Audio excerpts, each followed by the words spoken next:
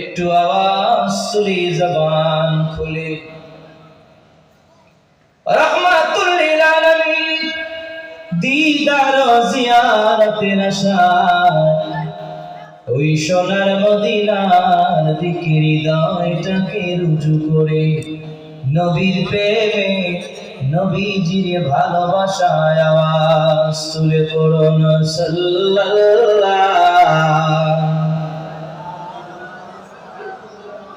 মুহাব্বতে পড়ুন সাল্লাল্লাহু আলাইহি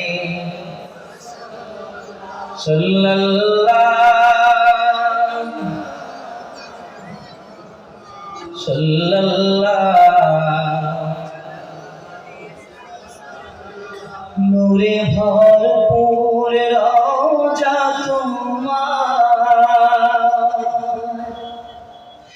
দেখিতে বড়ই বাসনায় আমার নূরে ভরপুর রওজা তোমার দেখিতে বড়ই বাসনায় আমার আমি কবে যাব মদিনায় প্রশ্ন জাগে মনে আমি কবে যাব মদিনায় প্রশ্ন জাগে মনে আমি কবে যাব মদিনায় প্রশ্ন জাগে মনে ডেকে লাও রাসূলুল্লাহ রওজা পাকের কিনারে ডেকে লাও রাসূলুল্লাহ রওজা পাকের কিনারে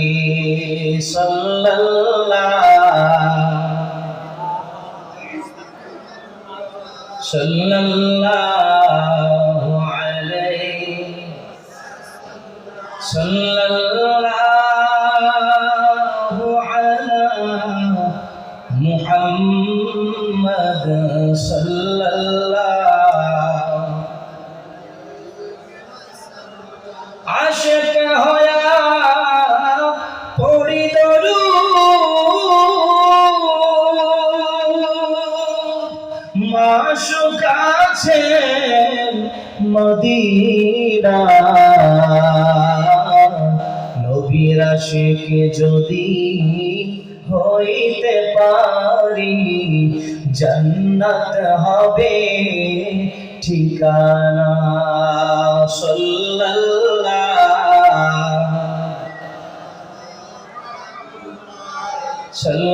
সাল্লাল্লাহু আলাইহি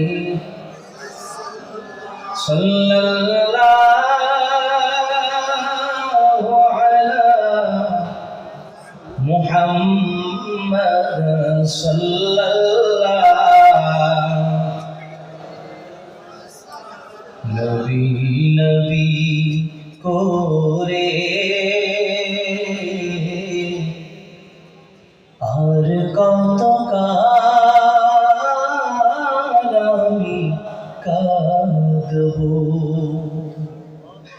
নবী নবী করে আর কত কাল আমি কাঁদব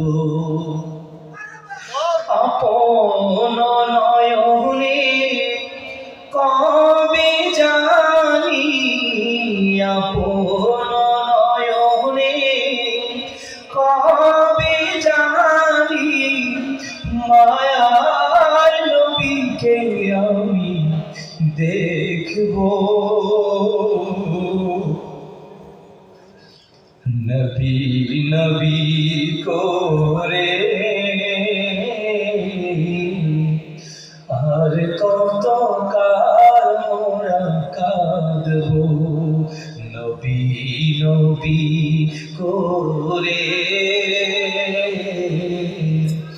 আর কত কাল মোরা কাঁদবো আপন নয়নে কবে জানি আপন নয়নে কবে জানি নূর নবীকে মোরা দেখবো নবী নবী করে আর কত কাল মোরা মোহাব্বত বলুন নবী নবী করে আর কত কাল মোরা কাঁদবো বলগল উলা كشف الدجى بجماله حسنت جميع خصاله صلوا عليه وآله لا إله إلا الله لا إله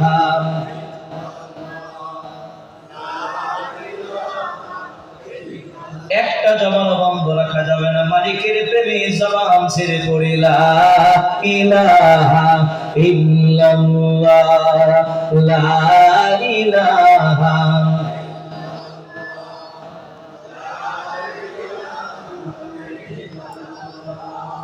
حسبي ربي جل الله ما في قلبي غير الله نور محمد صلى الله لا إله إلا الله لا إله কাউকে বানাইলা কালিমুল্লাহ তুমি কাউকে বানাইলা খলিলুল্লাহ আমার মায়ার নবীকে বানাইলা তুমি মায়ার নবীকে বানাইলা তুমি তোমার প্রিয় হাবিবুল্লাহ লা ইলাহা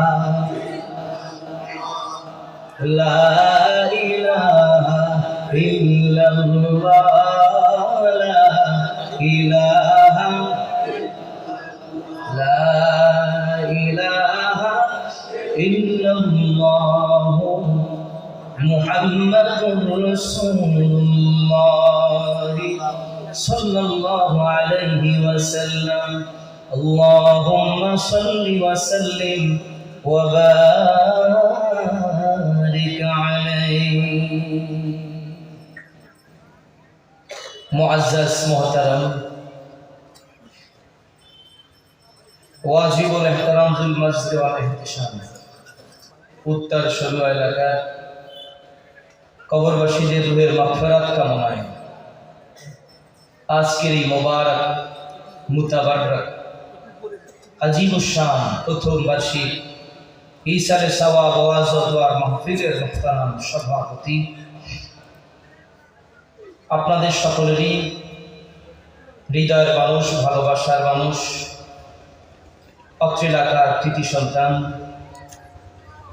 তরুণের অলঙ্কার যুবকদের অহংকার বিশিষ্ট সমাজসেবক শিল্প উদ্যোক্তা এসটি গ্রুপের সম্মানিত সুযোগ্য চেয়ারম্যান জনাব মোহাম্মদ আব্দুল কাদের সাহেব আজকের মাহফিলের প্রধান আলোচক প্রধান বক্তা সারা বাংলায় আলোড়ন সৃষ্টিকারী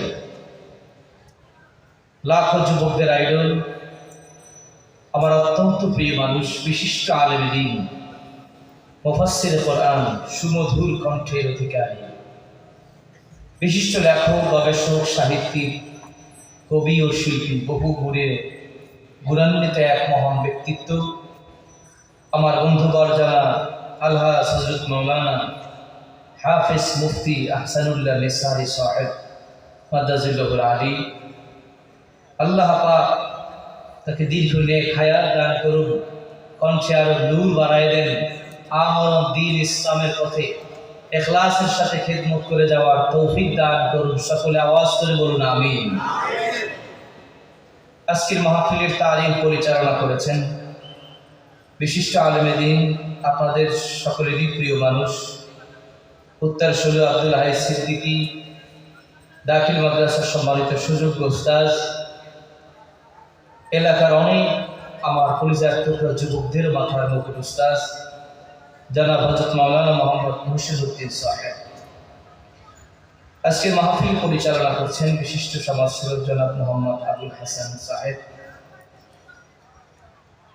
আজকের মাহফিলের রওনক, মাহফিলের আকর্ষণ প্যারা নবী রাসূল আরবি রহমাতুল্লিল আলামিনের কলিজার টুকরা হাজারাতে উলামায়ে কেরাম, আমার সামনে উপবিষ্ট পিতৃতুল্য মুরব্বিয়ানে আযম, আল্লাহ প্রেমিক, রসুল প্রেমিক, অলি প্রেমিক, দ্বীন প্রেমিক, মসজিদ মাদ্রাসা মাহফিল প্রেমিক, সমবয়সী কলিজার টুকরা যুবক ভাইরা, কষ্ট স্বীকার করে দূর কাছ থেকে আগত সর্বস্তরের দিনদার মুসলমান ভাইরা, মাইকের আওয়াজ যত দূর পর্যন্ত পৌঁছায়, বিভিন্ন পরিবেশ থেকে শ্রবণরত আমার সম্মানিত মা ও বোনেরা, সকলের খেদমতে আবার একবার ইসলামিক সম্ভাষণ। আসসালামু আলাইকুম ওয়া রাহমাতুল্লাহি ওয়া বারাকাতুহু। আপনারা কেমন আছেন? রব্বে কারীমের অশেষ মেহেরবানিতে আল্লাহ রাব্বুল আলামিন তার কুদরতি রহমতের চাদরে আবৃত করে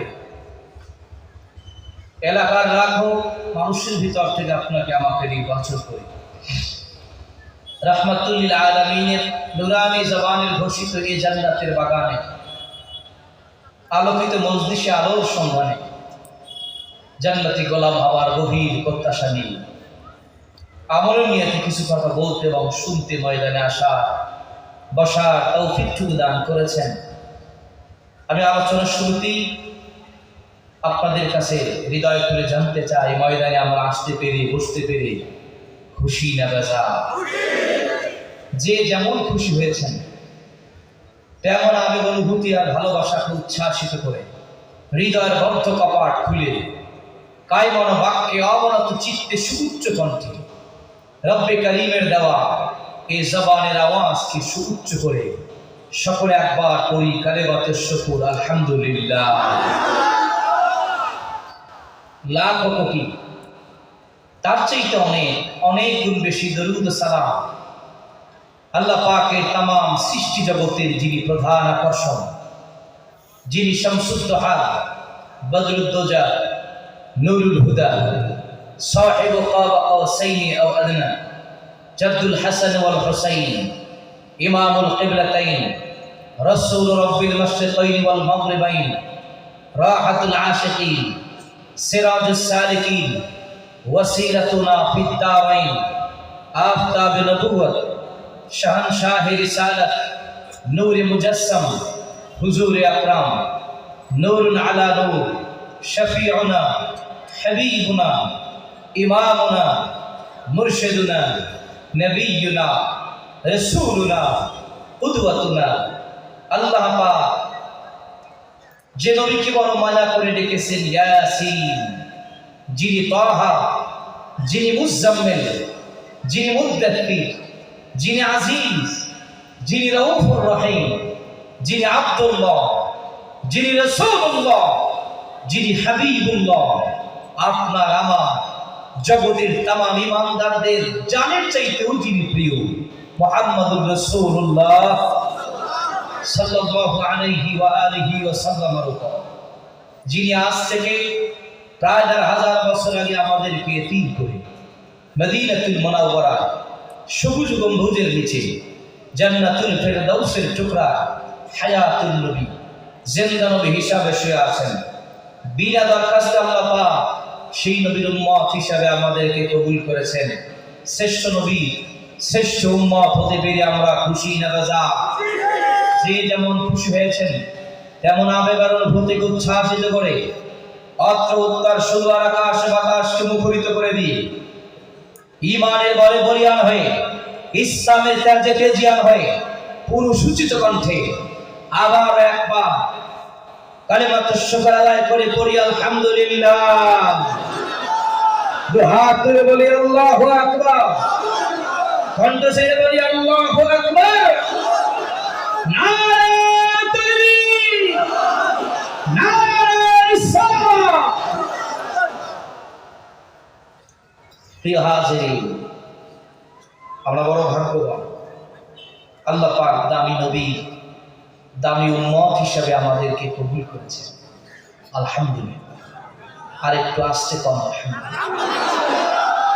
সামনে নির্বাচন, আপনাদের আসছের ভলিউম এই, এতে মনে হচ্ছে জোরে বলার ভলিউম বলার ভিতরে এখনো অনেক জমা আছে, তাহলে আর একটু জোরে বলেন আলহামদুলিল্লাহ। প্রিয় সুধী, আমরা বড় ভাগ্যবান, রব্বে করিম আলোকিত মজলিসে আলোর সন্ধানে উলামায়ে কেরামের সোহবতে, আইম্মায়ে মাসাজিদের সোহবতে, কোরআনের মজলিসে, জিকিরের মজলিসে, জান্নাতের বাগানে আমাদেরকে বসার সুযোগ দিয়েছেন। আসুন আমরা আবারও পড়ি আলহামদুলিল্লাহ।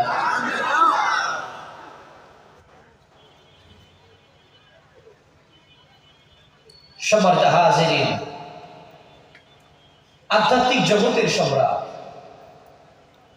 ইমাম হাসান বসরি রাহমাতুল্লাহ আলাইহি আজ থেকে প্রায় 1400 বছর আগে আপনাকে আমাকে এই জগৎবাসীকে একটা মেসেজ দিলেন, আদ-দুনিয়া কুল্লুহা যুলমা। এই দুনিয়ার মানুষ, এই তামাম পৃথিবীটা এটা একটা অন্ধকারাচ্ছন্ন জায়গা।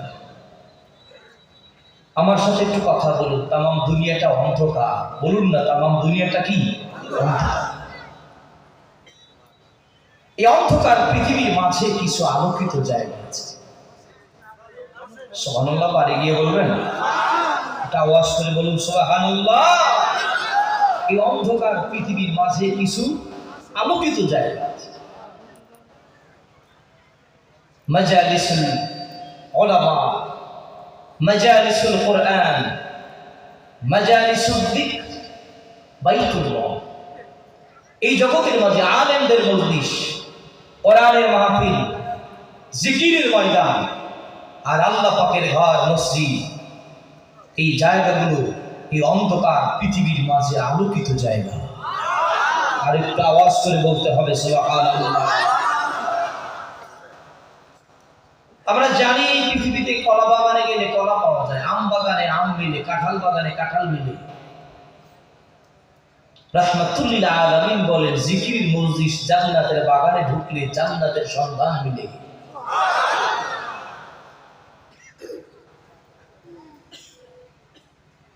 অতএব আপনাকে আমাকে যেই মজলিসে গিয়ে আলো পাওয়া যায়, হৃদয়ের আলো তালাশ করে পাওয়া যায়, মুর্দা কলব যেই মজলিসে গেলে জিন্দা হয়, অন্ধকার জীবনটা যেই মজলিসে গেলে আলোকিত জীবনে পরিণত হয়। আল্লাহ পাক এমনই একটি দামে আলোকিত মজলিসে আপনাকে আমাকে বসার সুযোগ দিয়েছেন। আবারও দিল খুলে প্রাণ খুলে আওয়াজ তুলে বলি আলহামদুলিল্লাহ। নবীজি আমার বলেছেন, এই ময়দান থেকে যদি কোনো বান্দা আখির মোনাজাত দিয়ে বিদায় হয়, আল্লাহ পাক ওই বান্দাটাকে খালি হাতে ফিরায় না। রব্বে কারীম তার ওই প্রিয় গোলামটাকে 3টা পুরস্কারে ধন্য করে বাড়ি ফিরায় দেয়। কয়টা? তো হাত জায়গায় দেখান তো কয়টা? অনেকে হাত জাগান নাকি বগল তুলিতে ঠান্ডা রাখবে, হাত জাগান, হাত জাগান। কয়টা? 3টা পুরস্কারে আল্লাহ পাক ধন্য করে বাড়ি পাঠায় দেয়। একবার আওয়াজ করে বলুন সুবহানাল্লাহ।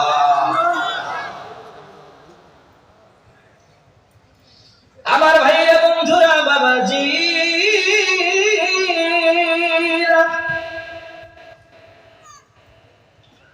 মায়ার নবী রাহমাতুল লিল আলামিন বলেন,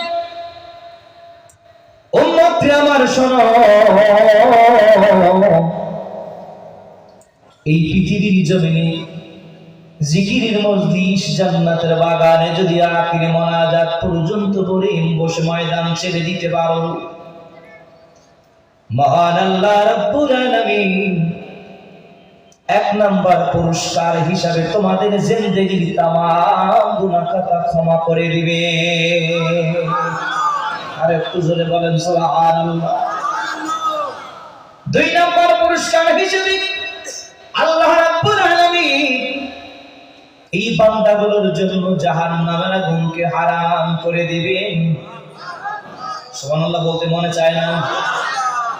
আর তিন নাম্বার পুরস্কার হিসেবে পরওয়ারদিগার এই বাগানে বসে থাকা গোলামদের জন্য তার চিরস্থায়ী জান্নাত ওয়াজিব করে দিবে। তো হাত তুলে বলি আল্লাহু আকবার, আর তুলে বলি আল্লাহু আকবার। এ ভাই নবীর প্রেম আমাদের অন্তরে আছে না নাই? হাত তুলে চিল্লায় বলেন আছে না নাই? যার অন্তরে নবীর মুহাব্বত যেমন তেমন ভালোবাসা উজাড় করে দিয়া নবীর প্রেমে জবান ছেড়ে বলি ইয়া রাসূলুল্লাহ, ইয়া রাসূলুল্লাহ, ইয়া হাবিবাল্লাহ, ইয়া রাসূলুল্লাহ। ওই যদি নবী গো আপনার দিদার মুআতির যাতনা থাকিবে না আমার, দয়া যে করিয়া দিও গো দিদার ইয়া রাসূলুল্লাহ। मोहब्बत या रसूल अल्लाह या हबीब अल्लाह। जोरे जोरे बोलুন মারহাবা, আর জোরে বলুন মারহাবা।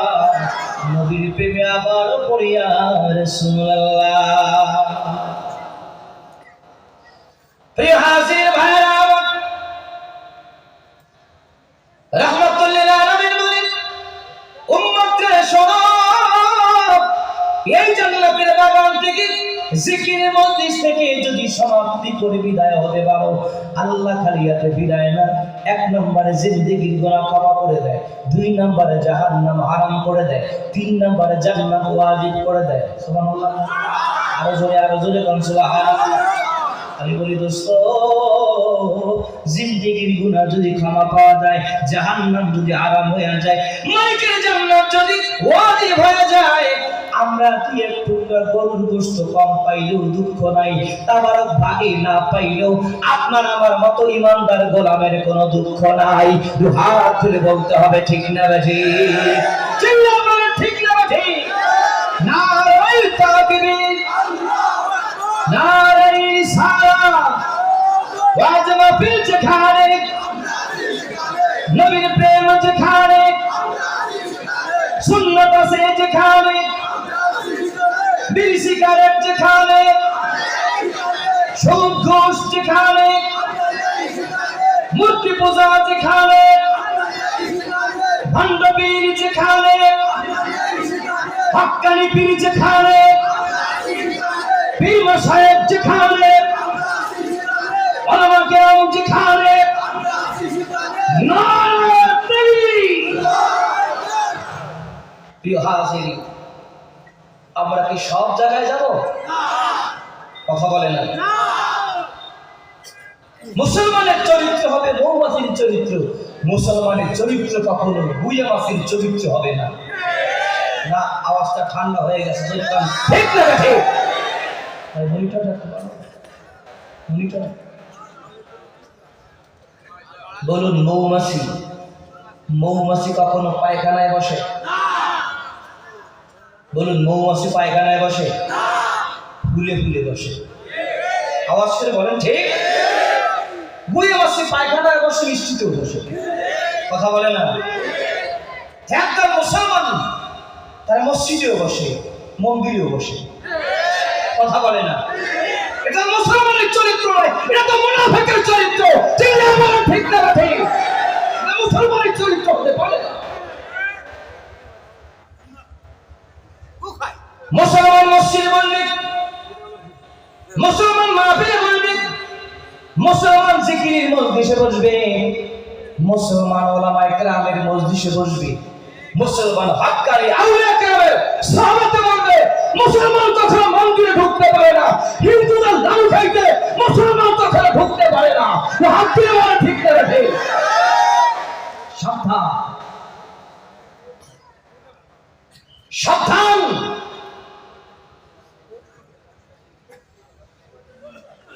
একটু গভীর হয়ে বোঝার চেষ্টা করতে হবে। হিন্দুদের পূজায় যে বলতেছি আলহামদুলিল্লাহ, দীর্ঘদিন পরে আমরা দুর্গা পূজা আসতে পেরেছি আলহামদুলিল্লাহ। হ্যাঁ, একটু ঘুমাই ঘুমাই বলেন আলহামদুলিল্লাহ। এটা কখনো মুসলমানের চরিত্র নয়, এটা মুনাফিকের চরিত্র। কথা বলে না কেন? কথা বলে না কেন? ইব্রাহিম আলাইহিস সালাতু ওয়াস সালামের সন্তান আমরা। কথা বলে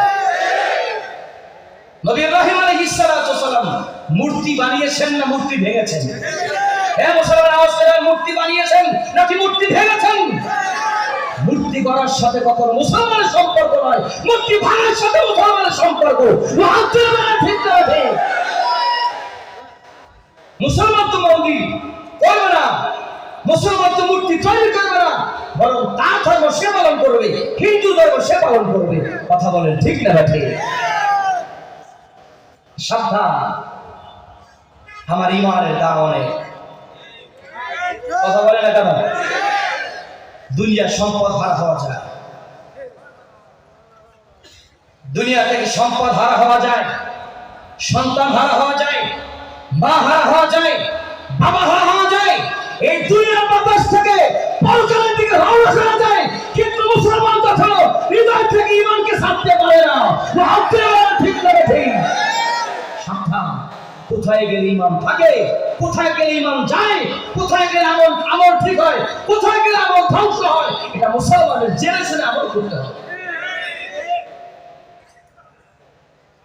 আমার কথায় কি কষ্ট পাচ্ছেন? আমার প্রিয় হাজিরিন, আল্লাহ পাক বলেন নাই বান্দারে তুই মেম্বার না হয়ে মরবি না, বান্দা তুই চেয়ারম্যান না হয়ে মরবি না, এমপি না হয়ে মরিস না, মন্ত্রী না হয়ে মরিস না, প্রেসিডেন্ট না হয়ে মরিস না। আল্লাহ বলেন নাই। আল্লাহ কি বলেছেন? ওয়ালা তামুতুন্না ইল্লা ওয়া আনতুম মুসলিমুন।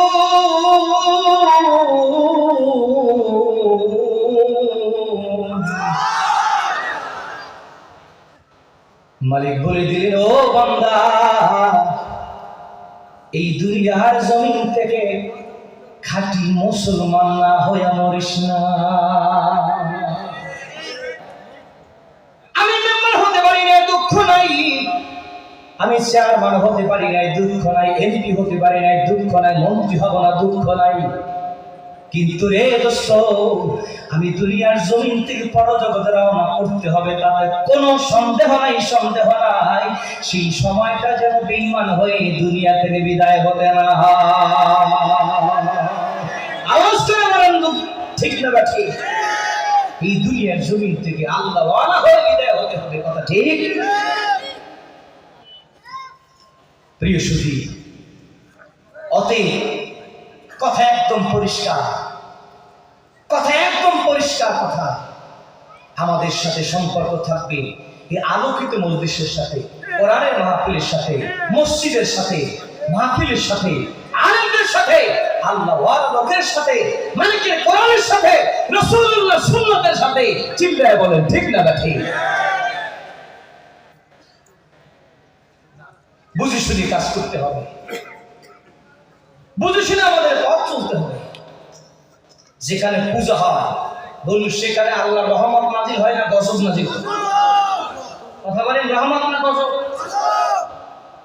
যেখানে মালিকের গজব নাজিল হয়, সেই গজবের জায়গাটার সাথে যদি মুসলমানের পবিত্র ইবাদত, আল্লাহ পাকের দেওয়া এই উম্মতে মুহাম্মাদের জন্য স্পেশাল উপহার রোজাকে যদি মিলাই দেয়, পূজাটার সাথে যদি রোজাটাকে মিলাই দেয়, বলুন সেই লোকটা কিভাবে মুসলমান থাকে?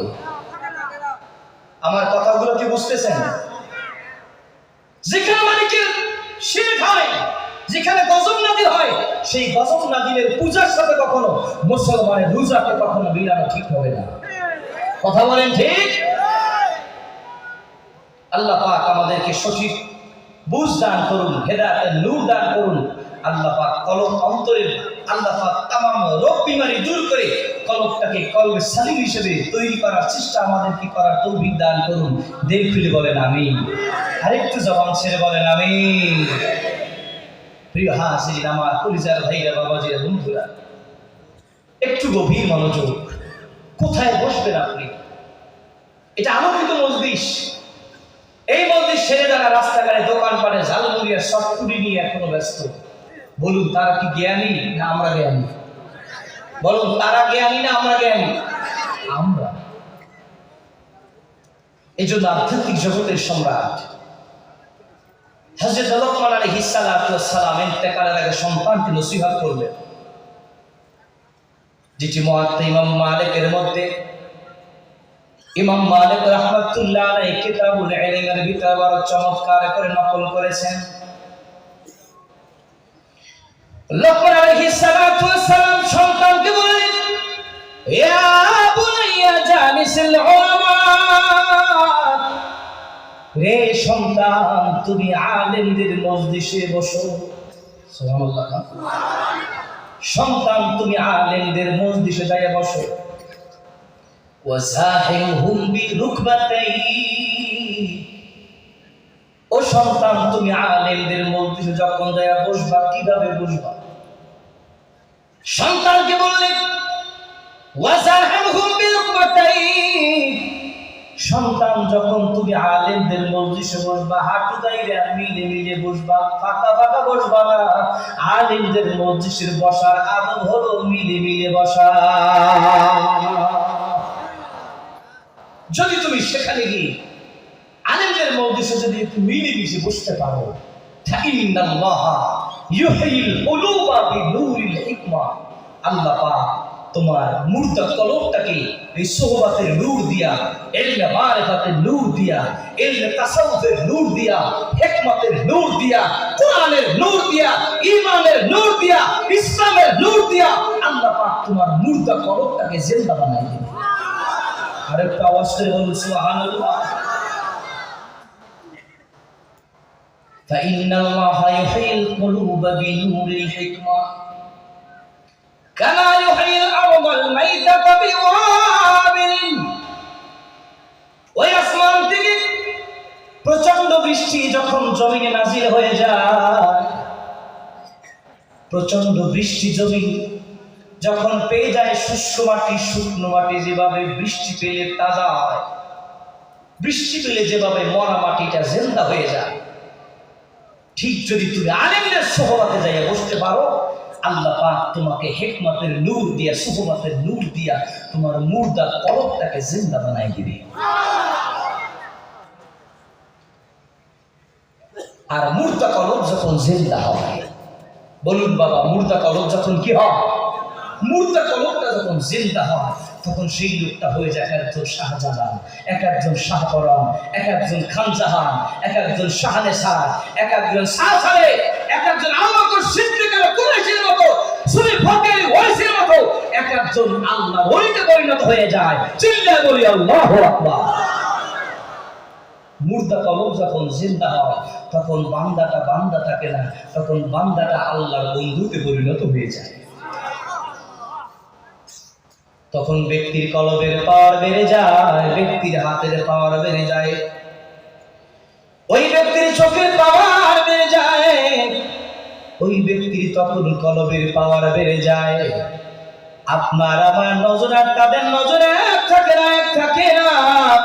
আপনার আমার নজরে উভয় তাকায় শুধুমাত্র সামিয়ানা পর্যন্ত দেখতে পাই।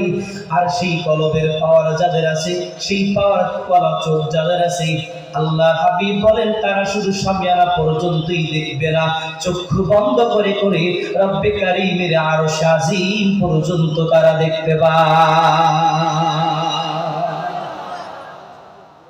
কারণ তখন তারা শুধু বান্দা না বন্ধু।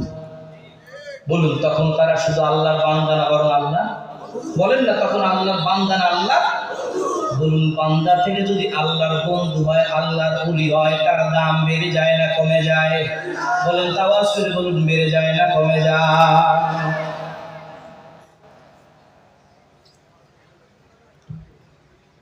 প্রিয় হাজির ভাইরা আমার,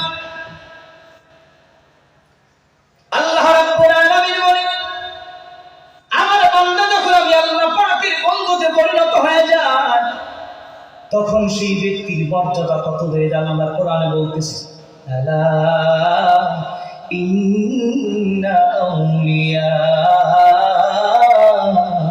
আল্লাহ লা খাউফুন আলাইহিম ওয়া লা হুম ইয়াহজানুন।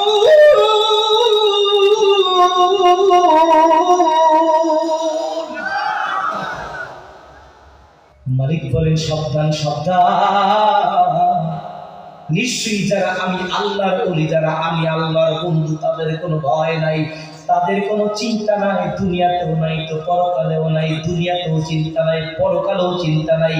আল্লাহ পাকের বান্দাদের বন্ধু হলেই আল্লাহ পাক ওই বান্দার ফজিলত দাম বহু বহু গুণ বাড়ায় দেয়। জোরে জোরে বলা যাবে কি সুবহানাল্লাহ? আমরা কি খালি বান্দা থাকবো না বন্ধু হবো? বলেন, আমরা কি আল্লাহকে বান্দা থাকতে চাই না বন্ধু হতে চাই? কারা কারা আল্লাহর বন্ধু হতে, আল্লাহর ওলি হতে চাই? দু হাত তুলে বলেন না দেখবি। আউলিয়া কেরাম যেখানে, পীর মাশায়েখ যেখানে, আল্লাহ পাক আমাদের সকলকে ওলিদের সোহবত দিয়া ওলি বানায় দেন। জোরে জোরে বলেন আমিন।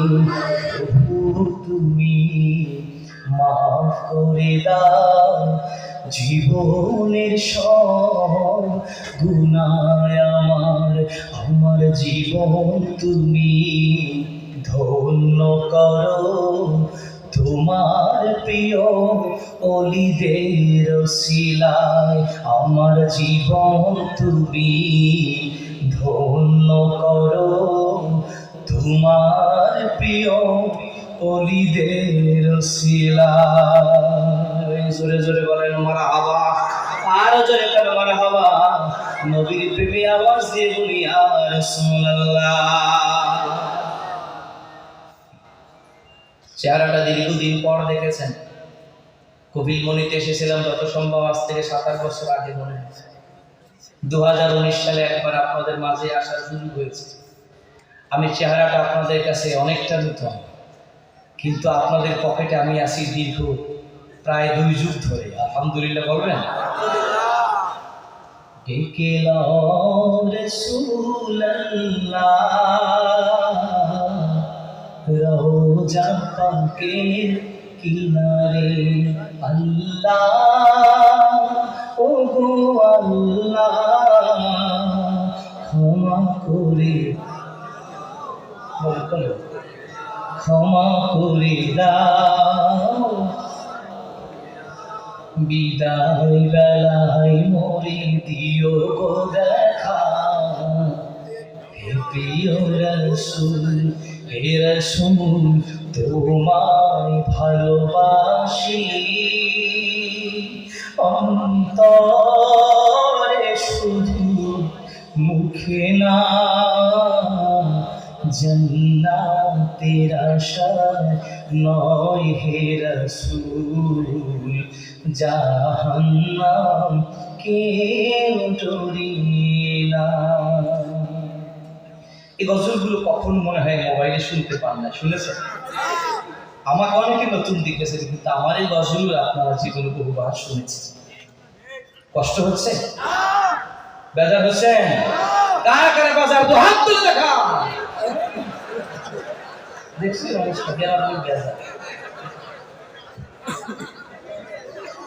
মূলত বেজার হয় নাই, বরং হাত তুলে বলতে চেয়েছে হুজুর আমরা বেজার হই না, বেজার হই নাই, খালি লারা দেওয়াটা বাকি ছিল। কথা ঠিক? কামলিওয়ালা তুমি মদিনাওয়ালা, বলুন কামলিওয়ালা তুমি। ঘুমাই বসেন? নবীর মোহাব্বত দিলে নাই? এক কথায় বলেন আছে আছে আছে হাতে বলেন না তেরি জবান ছেড়ে দেন না কামলিওয়ালা তুমি মদিনাওয়ালা ও গো কামলিওয়ালা তুমি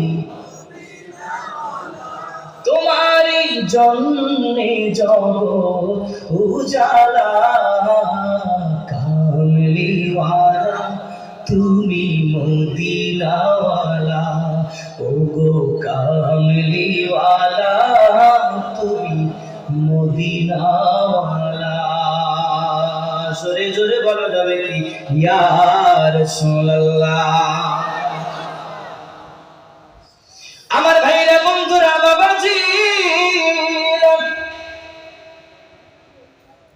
হযরত লোকমান আলাইহিস সালাম বললেন সন্তান রে তুমি দুনিয়ার জমি কোন মজলিসে যায় বলবা কেমন মজলিসে বসলে তোমার অন্তর আলোকিত হবে মরা অন্তর তাজা হবে জিন্দা হবে।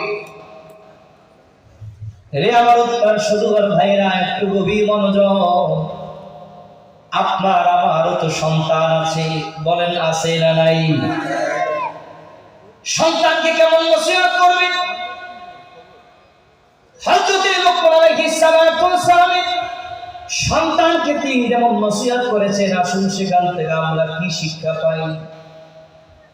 লোকমান আলাইহিস সালাম বললেন, ও সন্তান, তুমি দুনিয়ার জমিনে যদি বসতে চাও, উল্টা পাল্টা মজলিসে যাই তুমি বসবে না রে সন্তান।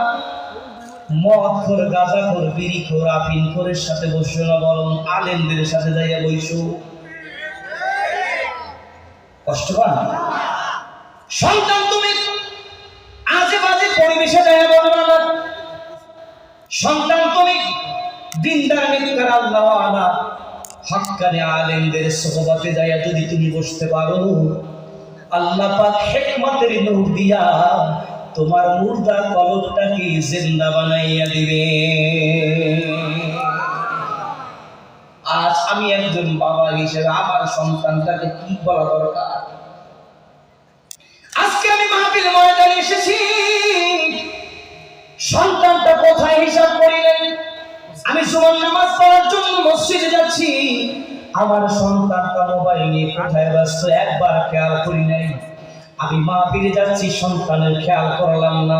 আমি আল্লাহর ওলিদেরকে ভালোবেসে বেশি ওলিদের দরবারে যাই, কিন্তু আমার সন্তানটাকে ওলিদের সোহবতে নেই না। ও বন্ধু, ওই সন্তান জীবনের, ওই সন্তান আলোকিত পথের সন্তান পাবে কার দ্বারা? বাবা মা যদি সন্তানটাকে জান্নাতের আলোকিত পথের পথিক না বানায়, ওই সন্তানটা ভাগ্য হারা হয়ে যাবে, এটাই স্বাভাবিক। আলোচনা কর, ঠিক না দেখে? আপনি মসজিদে যান, মাদ্রাসায় যান, মাহফিলে যান, ওলিদের দরবারে যান, কিন্তু আপনি আপনার সন্তানটাকে এই নেককারদের সোহবত শিখালেন না, নেককারদের সোহবতে নিলেন না। এই সন্তানটা এগুলো শিখবে কোথায়? অতএব সন্তানকে যদি আদর্শ সন্তান হিসাবে তৈরি করতে হয়, ছোট্ট বয়স থেকেই সন্তানটাকে আল্লাহর দ্বীনের সাথে, নবীর সুন্নাতের সাথে, মালিকের কোরআনের সাথে, মসজিদের সাথে, ইবাদতের সাথে লাগায় রাখতে হবে। তাহলে আর এমনটা হবে না যে বিবাহ করার পরে সন্তানটা আপনাকে বৃদ্ধাশ্রমে রেখে এসেছে। অনেক জায়গায় মাহফিলে গেলে আমাদেরকে বড় বিনয়ের সাথে বলে, হুজুর একটু দোয়া করবেন, হুজুর একটু বয়ান করবেন। মা বাবার খেদমত করলে সন্তানের কি ফায়দা হয়, হুজুর একটু বয়ান করবেন। আমি মাঝে মাঝে বলি, সন্তানটা তো 25-30 বছর বয়স নিয়েই দুনিয়াতে জন্মগ্রহণ করে নাই। কি 25 বছর বয়স হয়েই জন্ম নিয়েছে? না, ওই সন্তানের কাছে আবার মা বাবার অধিকার আছে, পাওনা আছে, থাকাই স্বাভাবিক। কারণ মা বাবার মাধ্যমেই সন্তান পৃথিবী দেখেছেন। অতএব ওই মা বাবা সন্তান যখন বড় হবে, সন্তানের কাছে মা বাবা হক আছে, পাওনা আছে। কিন্তু আমি এর আগে বলতে চাই, ওই সন্তান যে মা বাবার কাছে ছোট বয়স থেকে জন্ম হওয়ার পর থেকে যে পাওনা ছিল, সেই হক অধিকার মা বাবা সন্তানকে বুঝিয়ে দিয়েছেন কিনা?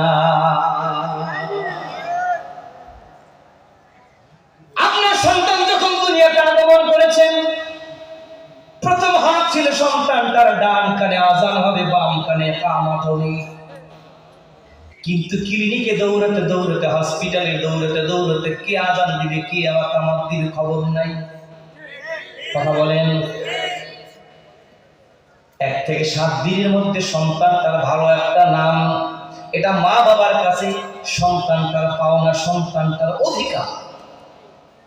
সেই সন্তানটার পাওনা আপনি দিয়েছেন কিভাবে? ছেলেটার নাম রেখেছেন বুলেট।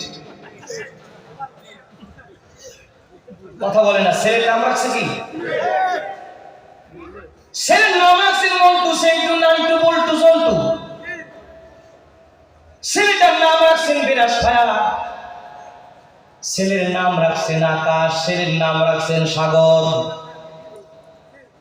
ছেলেটার নাম আব্দুর রহমান, আব্দুল রহিম, আব্দুল করিম, আব্দুল্লাহ রাখতে পারেন না, আবু বকর, ওমর, ওসমান, আলী রাখতে পারেন না, আব্দুর রহমান, আব্দুল কাদের, আব্দুল রাজ্জাক রাখতে পারেন নাই।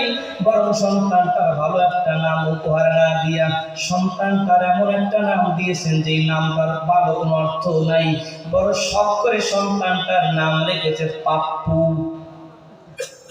একটু ডিকশনারি তালাশ করবেন, পাপ্পু শব্দের অর্থ কুকুরের বাচ্চা। সেটার একটা নাম রাখছে শখ করে, তাও রাখছে কুকুরের বাচ্চা। চিন্তা করা যায়? মেয়ের জন্ম হয়েছে বৈশাখ মাসে, নাম রাখছেন বৈশাখী। কথা হয় না।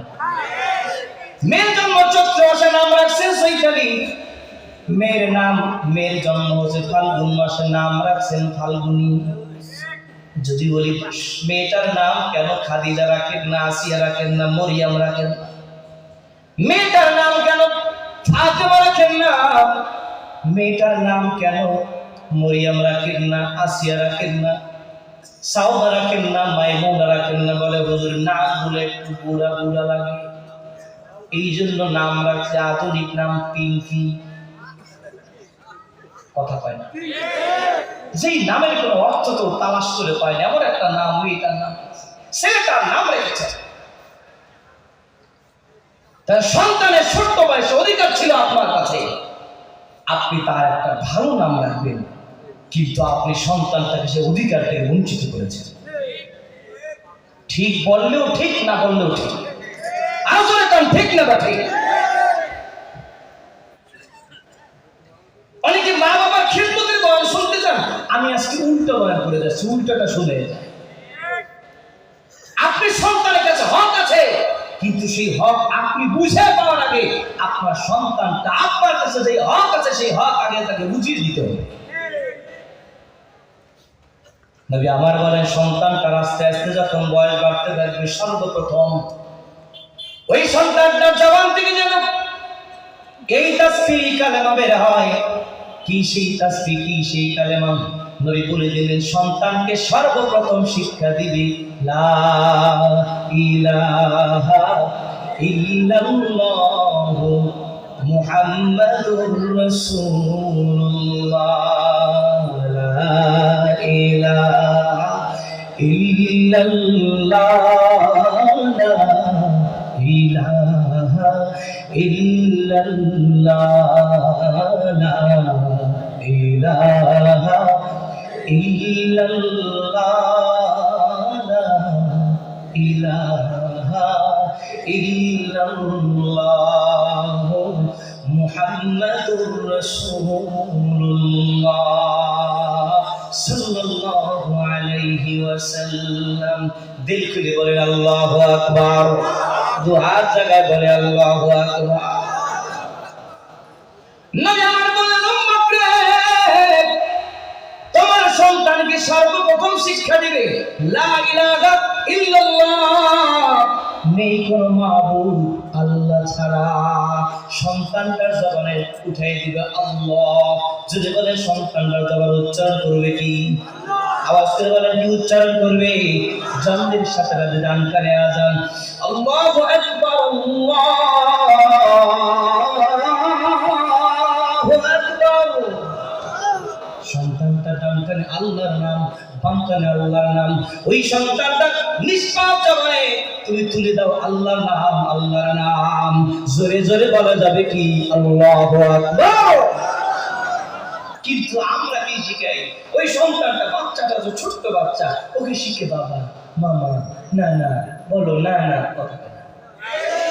ওকে আল্লাহর নাম তাকে মুখে দেওয়া দরকার ছিল, ওকে শিখাচ্ছে বাবা, নানা, দাদা, নানা, কাকা। কথা বলেন ঠিক? হে দোস্ত, মাহফিলকে শুধু শোনার জন্য না, কিছু আমল ধরে ধরে বাড়ি নিয়ে যাওয়াটা এই মাহফিলের মূল উদ্দেশ্য। ধরে কান ঠিক? মাহফিল তো কম হয় না দেশে, কিন্তু আমাদের অভ্যাস হলো মাহফিল যা শুনি সব ময়দানে রেখে চলে যায়। আজকে আমি ওয়াদা করতে চাই, এই ময়দান থেকে যা শুনবো আল্লাহ যদি কবুল করেন, আমরা ওয়াজ ধরে বাড়ি নিয়ে যেতে চাই। কারা কারা চাই তো হাত তুলে বলি না, আল্লাহ কবুল করেন বলেন আমিন। প্রিয় সুধী, নবী আমার বলেন, সন্তানটা যখন আস্তে আস্তে বয়স বাড়তে থাকে, সন্তানটাকে কোরআন শিক্ষা দেওয়া শুরু করে দাও। কি শিক্ষা? বলেন বলেন না, বলেন কি শিক্ষা? সন্তানকে দিন শিখাও। সন্তানকে এলমে দ্বীনের সাথে সন্তানটার সন্তানটার সম্পর্ক করে দাও। সন্তান যখন 7 বছর বয়সে পরিণত হয়ে যাবে, মুরু আওলাদাকুম লিসসালাত ইদা বালাগা 7 সিনিন, যখন 7 বছর বয়স সন্তানটা হয়ে যাবে, তখন সন্তানটাকে তুমি নামাজের কথা বলতে থাকো, নামাজের হুকুম করতে থাকো। 7 বছরের সন্তানটাকে নামাজের কথা বলো। আপনি আমি জুমার নামাজ পড়তে যাচ্ছি, ফজর পড়তে যাচ্ছি, আসর পড়তে যাচ্ছি, সন্তানটা ঘুমায়, সন্তানটা মোবাইল নিয়ে ব্যস্ত। 8, 9, 10, 12 বছর বয়স সন্তানটাকে একবারের জন্য নামাজ পড়ার কথা বলি না। বলুন, সন্তানটা নামাজ শিখবে কোথায়? আমার কথা কি আপনারা বুঝতেছেন? আমার সন্তান তো, আমার তালিম পেয়ে আমার সন্তানটা হয়তো বা ভালো মানুষ হবে, নতুবা ভাষায় খুঁজতে হবে। সন্তানকে ভালো খাবার ক্ষেত্রে আমি সচেতন, সন্তানকে চিকিৎসার ক্ষেত্রে আমি বাবা সচেতন, সন্তানের ভালো খাবার করার জন্য আমি সচেতন, কিন্তু সন্তানটাকে আল্লাহওয়ালা বানানোর জন্য আমি বাবার সচেতনতা দরকার আছে না নাই? বলেন আব্বা, দরকার আছে না না? সে আপনার ভবিষ্যৎ প্রজন্ম যদি দিনদার নেককার আল্লাহওয়ালা হতে পারে, সেই লক্ষ্যে আমার প্রিয় ভাই এসকে গ্রুপের সম্মানিত চেয়ারম্যান মহোদয়, তিনি আশা ব্যক্ত করেছেন এলাকার কলিজার টুকরো ছোট্ট সোনামণিরা যেন ছোট্ট বয়স থেকে এলমে দ্বীনের নূর তার সিনার ভিতরে ঢুকাতে পারে। তিনি আশা ব্যক্ত করেছেন, তার ছোট ভাই আমার কাছে ব্যক্ত করেছেন, আপনাদেরকে নিয়ে হৃদয় অনুভূতি ভালোবাসা হলো একটি কমপ্লেক্স হবে, মাদ্রাসা হবে, কোরআন শিক্ষা হবে, নবীর সুন্নাত জানতে হবে, এলাকার অন্ধকার একটা মাদ্রাসার মাধ্যমে আল্লাহর কোরআনের নূর দিয়া আলোকিত হয়ে যাবে। এবার হোক, আমরা চাই কি চাই না? আমরা চাই কি চাই না? আল্লাহ কবুল করে। জোরে বলেন আমিন। সম্পদ থাকলেই মসজিদ করা যায় না, সম্পদ থাকলেই মাদ্রাসা করা যায় না, সম্পদ থাকলেই মাহফিল করা যায় না, সম্পদ থাকলেই হজ ওমরা করা যায় না, আল্লাহর রহমত না থাকলে কিছু হয় না। কথা বলেন বাবা, ঠিক না? বা ঠিক? আল্লাহ পাক ভাইয়ের হৃদয়ের নেক আশাকে যেন কবুল করেন। আরো জোরে বলেন আমি। কিছু দোয়া করবেন না তো জবান ছেড়ে বলেন আমি। আমি জিজ্ঞেস করি, দোয়া করা দরকার আছে? জোরে বলেন, দোয়া করা দরকার আছে? আজকের মাহফিল দেখুন, এখানে লেখাকে ঈসালে সওয়াব ওয়াজমা, ঈসালে সওয়াব, সওয়াব নেক আমল পৌঁছে দেওয়া, এই পৌঁছে দিতেই তো দোয়া করতে হয়। কথা বলেন না? ঈসালে সওয়াব করতে হয়। মুর্দেগান যারা কবরে আছেন, তারা আপনার আমার কাছে চাইতো একটু দোয়া। কথা বলে না? দুআউল আহইয়া ইলা কুল্লিল আমওয়াত, যারা জিন্দা আছে তাদের দোয়া, এটা যারা মরে গেছে তাদের জন্য অনেক উপকারে আসে। জোরে কান সুবহানাল্লাহ। আজ আমরা দোয়া করতে চাই, দোয়া করার সময় পাই না। জুমার দিন যারা এক ওয়াক্ত নামাজ পড়ার জন্য আল্লাহর ঘরে মসজিদে দৌড়ায়, শুক্রবার দিন ইমাম সাহেব ডান দিকে সালাম ফিরিয়েছেন, বাম দিকে ফিরাতে দেরি, মুসল্লি দৌড় দিতে দেরি হয় না। হুজুর আমার কাছে কমপ্লেইন করেই ফেললেন, হুজুর অন্যান্য দিন জোহরের পরে সুন্নাত করে, কিন্তু জুমার দিন সুন্নাত করে না। বলুন, জুমার নামাজের পরে সুন্নাত আছে? জোরে বলেন, জোরে বলেন, আছে? সপ্তাহে যান মাত্র একদিন, এই তোমার কলিজার টুকরা যুবক ভাই আমার বন্ধুরা, সপ্তাহে একদিন আল্লাহর ঘরে যাও, তাও আবার দূরে কাতের জন্য যাও। একটু আগেও নামাজ নাই, পরেও নামাজ নাই, টিভি দেখার সময় পাও, বিশ্বকাপের সময় পাও, কিন্তু মাকার মাওলার ঘরে একটু বেশি সময় দেওয়ার তোমার শুরু হয় না। আর কবে তোমার সচেতনতা আসবে? আল্লাহ পাক আমার কলিজার টুকরা যুবকদেরকে, আমার মুরব্বীদেরকে, এলাকার সমস্ত দিনদার মুসলমান ভাইদেরকে সঠিক বুঝ দান করেন, বলেন আমিন। আর একটু জোরে বলেন আমিন। প্রিয় হাজিরিন ভাইয়েরা আমার, রাহমাতুল্লিল আলামিনের কাছে সাহাবায়ে কেরাম নবীর সাথে জিজ্ঞেস করলেন, নবী গো, আইয়ুদ দুআয়ে আসমাউ ইয়া রাসূলুল্লাহ, আপনার উম্মতের কোন সময়ের দোয়াটা আল্লাহ পাক বেশি কবুল করেন, কোন সময়ের দোয়া আল্লাহ বেশি শোনেন? সুবহানাল্লাহ। একটু গভীর মনোযোগ লাগান। দোয়া যারা করতে চান না, একটু খেয়াল করে শুনতে হবে।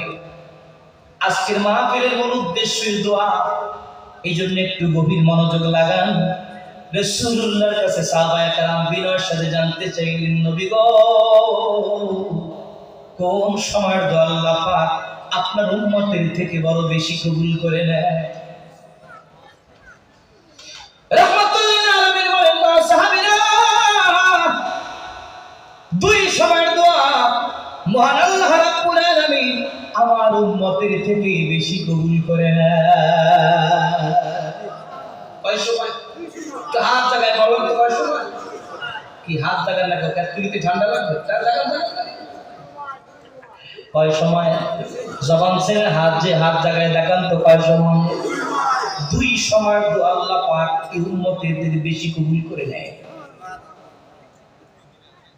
আল্লাহর হাবিব বলেন, বাদা সালাওয়াতিল মাকতুবাত, উম্মত রে, ফরজ নামাজ পড়ে যখন আমার উম্মত রব্বে কারীমের দরবারে দুটো হাত বাড়ায় দেয়, ফরজ নামাজের পরের দোয়া আমার আল্লাহ পাক বেশি কবুল করে। একটু আস্তে কর সুবহানাল্লাহ। আমি বুঝি না এরা তাই কি সুবহানাল্লাহ পরে ঠাড়া বলে? তাহলে যে বলেন না ব্যাপার কি? সুবহানাল্লাহ বলে মনে হয় কিছু গুনাহ মাঝে মাঝে হয়। কি হয়? কি হয়? কি হয়? কি হয়? কত সব হয়। রাসূল বলেন, তামলাউ মা বাইনাস সামাই ওয়াল আরদ, উম্মত যদি তুমি একবার সুবহানাল্লাহর তাসবিহ তোমার জবান দিয়ে বের করে দাও, ওই আসমান থেকে জমিন 500 বছরের দূরত্বের পথ, আর বর্তমান পৃথিবীর আয়তন 51,10,500 বর্গ কিলোমিটার। এই तमाम পৃথিবী, আসমান থেকে জমিন, ফাঁকা জায়গা ভরপুর করতে যেই পরিমাণ সওয়াব দরকার, একবার সুবহানাল্লাহ যদি পড়তে পারো, আল্লাহ পাক এক দুনিয়া সমান সওয়াব তোমার আমলনামায় দিয়ে দিবে। এবার একটু পরীক্ষা করি, যাদের বয়স 7, 8, 9, 10, 11 থেকে একদম 35 বছর পর্যন্ত, 35 বছর পর্যন্ত বয়সী যারা আছেন, দল নাম্বার 1, এই 1 নাম্বার দলে যারা পড়ে গেছেন, একটা কাজ দেন, কাজ একটু সাক হয়ে গেল। এবার 1 নাম্বার দলে যারা আছেন, জবান ছেড়ে চিল্লা কোন সুবহানাল্লাহ। এবার সিনিয়র যারা আছেন, 35 ঊর্ধ্ব যারা আছেন, একবার আওয়াজ তুলে জবান ছেড়ে আপনারাও পড়ুন তো সুবহানাল্লাহ। প্রথম নাম্বার দল, 1 নাম্বার দল ফার্স্ট হয়ে গেছে, আর দ্বিতীয় নাম্বার দলে যারা আছেন তারা সবাই প্রথম স্থান অধিকার করছেন। বলে বলেন মারহাবা। আমার শালিশি কেমন হয়েছে? কথা শালিশি কেমন হয়েছে? এখানে মজলিস কয়টা? বলেন বলেন, মজলিস কয়টা? এক মজলিসে 2 রকম খাদিম দেওয়াটা কি কোনো ভালো মানুষের কাজ? তাহলে আমার খাদিম দেওয়া ঠিক আছে। তাহলে এবার 1 নাম্বার আর 2 নাম্বার যারা 2 দল ফার্স্ট হয়েছেন, কেমন ফার্স্ট বুঝতে চাই। আমার হাতের ডানে যারা আছেন, চিল্লা বলেন সুবহানাল্লাহ। বলেন বলেন, জবান ছেড়ে বলেন সুবহানাল্লাহ। এবং 2 দল একসাথে হাত তুলে বলি আল্লাহু আকবার।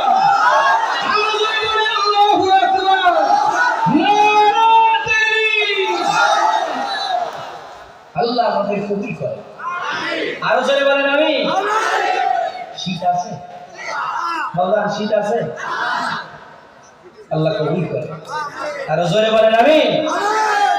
ভাই আমার একটু গভীর মনোযোগ, রহমাতুল লিল আলামিন উম্মত আমার শোনো। এক নাম্বার সময় ফরজ নামাজের পরের দোয়া আল্লাহ পাক বেশি কবুল করেন।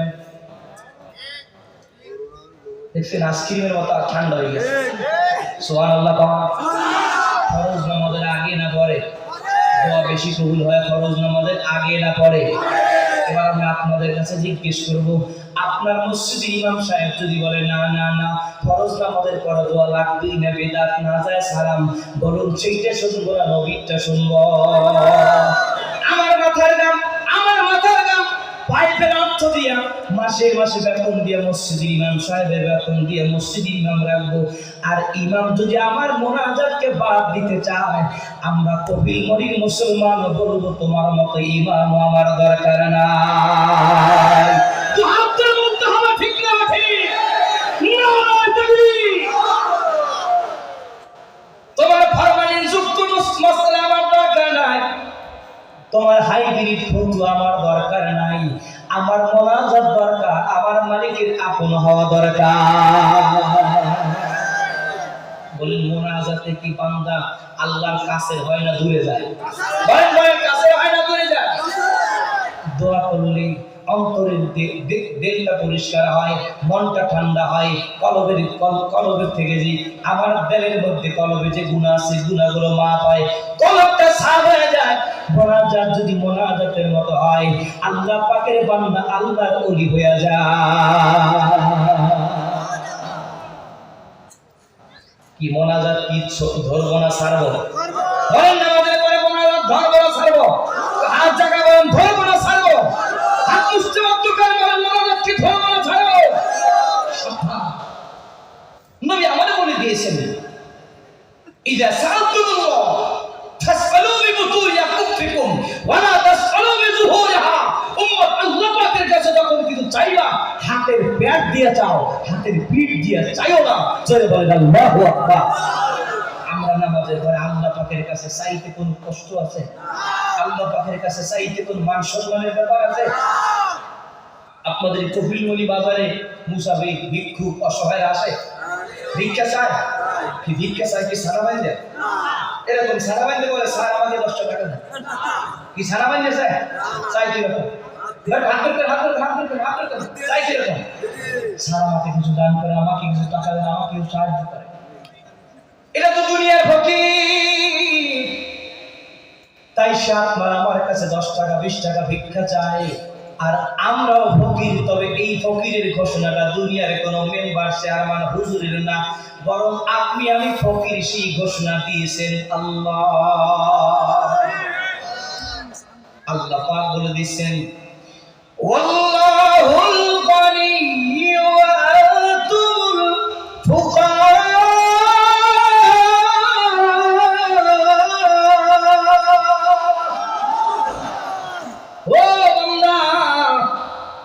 আমি আল্লাহ হলাম ধনী, আর তোরা সব আমার। আমি রব্বি কারীমের কুদরতি ঘোষণায় তোরা সব ফকিরের গোষ্ঠী। আল্লাহ ওয়া আনতুমুল ফুকারা, তোমরা সবাই ফকির মিসকিন অসহায়। দুনিয়ার একটা ফকির আপনার আমার কাছে চাইতে লজ্জা পায় না, আর আমরা আল্লাহ পাকের ঘোষণার ফকির।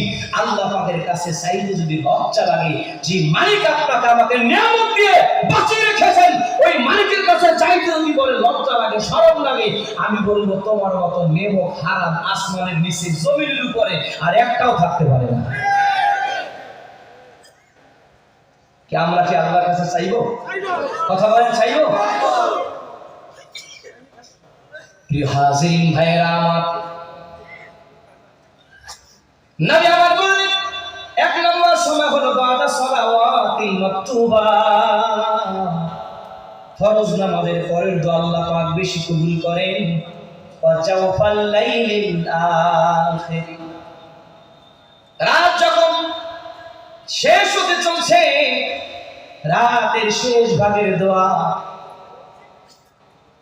তাহাজ্জুদের সময়ের দোয়া আমার আল্লাহ পাক তার বান্দার থেকে বড় বেশি কবুল করে না। আর জোরে আল্লাহ সুবহানাল্লাহ। আল্লাহর ওলি যারা হয়েছেন তারা সেই গভীর রাতে কেন্দে কেন্দে আল্লাহর দরবারে চোখের পানি ঝরায় ঝরাইয়াই তারা আল্লাহ ওয়ালা হয়েছে। এ আব্বা জোরে বলেন তো ঠিক না বেঠিক?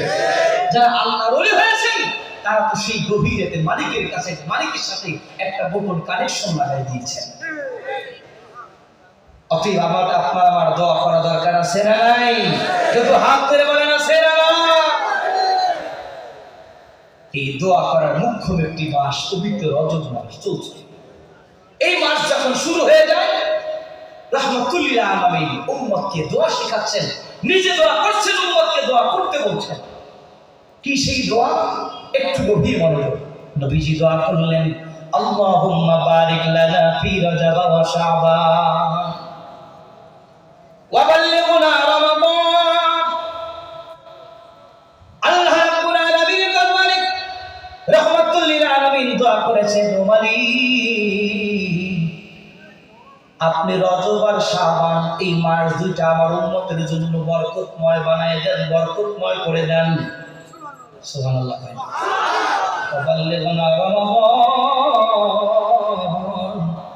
আর হায়াতটাকে রমজান পর্যন্ত বাড়াইয়া দেন। এটা কি দোয়া? কথা বলেন, এটা কি? বলেন না এটা কি দোয়া? নবীজি বরকতের দোয়া করেছেন, আল্লাহুম্মা বারিক লানা ফি রজব ওয়া শাবান। ও মালিক রজব আর শাবান মাস দুটাকে বরকতময় করে দেন। অবাল্লিগনা রমাদান আর হায়াত বাড়ায় রমজান পাওয়ায় দেন, রমজান পর্যন্ত হায়াতটাকে বাড়ায় দেন। জোরে জোরে কোন সুবহানাল্লাহ। আমরা কি দোয়াটা পারি? অনেকেই পারি না। আসুন আমি একটু পড়াই দিই, আমার সাথে পড়েন, আমার সাথে আওয়াজ করে বলেন, জবান ছেড়ে বলেন, সকলে বলুন আল্লাহুম্মা। জোরে জোরে বলেন আল্লাহুম্মা বারিক লানা ফি রজব ওয়া শাবান, ফি রজব ওয়া শাবান ওয়া বাল্লিগনা রমাদান। যারা আরবিতে পারবেন পড়বেন, আরবিতে যারা পারেন না বাংলায় পড়বেন। আপনি বলেন, বলতে থাকবেন, ও মালিক আপনি আমার জন্য রজব মাস শাবান মাস বরকতময় করে দেন, হায়াতটাকে রমজান পর্যন্ত বাড়ায় দেন। জোরে বলেন আলহামদুলিল্লাহ। একটু বলেন না আল্লাহ পাকের কাছে। আমরা এমন বড় হতভাগা হয়ে গেছি, গুনাহ করেছি আমি, অপরাধ করেছি আমি, মিথ্যা বলেছি আমি, ঈমান করেছি আমি, ঘুষ খেয়েছি আমি, সুদ খেয়েছি আমি, চুরি করেছি আমি, ডাকাতি করলাম আমি। আল্লাহ পাকের কাছে একটু ক্ষমা করার সময় আমি পাই না। কথা বলেন, আল্লাহ পাকের কাছে একটু বলবো গভীরে তুই আল্লাহ আমার জিন্দেগির গুনাহ ক্ষমা করে দেন, আমাকে জিন্দেগির তামাম গুনাহ কথা ক্ষমা করে আপনার ওলি বানায় দেন, আমাকে সুদমুক্ত জীবন দান করেন, ঘুষমুক্ত জীবন দান করেন, মিথ্যা যেন আর না বলি, নামাজ যেন আর না সারি, রোজা যেন আর না সারি, নবীর প্রেম যেন আর না সারি, সুন্নাত যেন না সারি, আমি যেন দিনদার হতে পারি, আমি যেন নামাজি হতে পারি। মালিক আপনি কবুল করে নেন। আমি জিজ্ঞেস করি, এটা হাত তুলতে হবে না। অধিকাংশ মানুষ আমরা নিজের জন্য নিজে দোয়া করার সময় পাই না। কি আমি কথা কি ভুল বললাম না ঠিক বললাম? নিজের জন্য নিজে দোয়া করার সময় পাই না। অথচ আমি একজন পাক্কা মুমিন, পাক্কা মুসলমান, নবীর সত্যিকারের উম্মত, নবীর সত্যিকারের আশিক, তা হই কেমন করে? ইমাম সাহেব দোয়া করবে একটু নামাজের পরে, তাও বসি না, চলে যায়। আর কবে সচেতনতা আসবে? এই জন্যই এই যে বার্ষিক ইসারে সওয়াব মাহফিল, বিশেষ করে কবরবাসী রুহের মাগফিরাত কামনার এই মাহফিল, আজকে আপনি আমি আসতে পেরে দোয়ায় শরীক হতে পেরে যেভাবে খুশি হয়েছি, নবী আবার বলেন ওলামায়ে কেরাম কোন অঞ্চল দিয়ে যখন হেঁটে যায় তাদের আগমনের কারণে ওই এলাকার কবরবাসীর কবর আযাব আল্লাহ কমপক্ষে 40 দিনের জন্য বন্ধ করে দেয়। তাহলে আজ আমরা যেভাবে খুশি, যারা কবরে আছেন তারা খুশি হয়েছেন কম না বেশি? আব্বা জোরে বলেন কম না বেশি? এই জন্যই তো দোয়া দরকার। এই দোয়ার মাহফিলটি, ইসালে সওয়াবের মাহফিলটি ধারাবাহিকভাবে যেভাবে শুরু হলো, সামনে চলতে থাকুক, চলতে থাকুক। আল্লাহ পাক কবুল করুন। আমরা চাই কি চাই না? কারা কারা চাই তো হাত তুলে বলি নারে তাকবীর। প্রিয় হাজির, চলছে রজব মাস, আগামী মাস শাবান, তারপরে কি? চলছে কি? রজব। বলেন না, চলছে কি? আগামী মাস কি মাস? শাবান। তারপরে কি? নবীজি 2 মাস আগ থেকেই দোয়া করা শুরু করতেন, আল্লাহ আপনি আমার উম্মতে রজব মাসটা, শাবান মাসটা বরকতময় বানাই দেন। আমরা বরকত চাই? বলেন, হাত জায়গায় বলেন চাই। 2 হাত তুলে বলেন চাই। বরকত পেতে হলে বরকতের জন্য দোয়া করতে হবে। বরকত পেতে হলে বরকত পাওয়ার জন্য মজলিসে বসতে হবে। বরকত পেতে হলে আল্লাহ পাকের কাছে দোয়া করতে হবে। নবীজির 1 নয় 2 নয় দীর্ঘ 10 বছরের খাদেম। একটু গভীর মনোযোগ।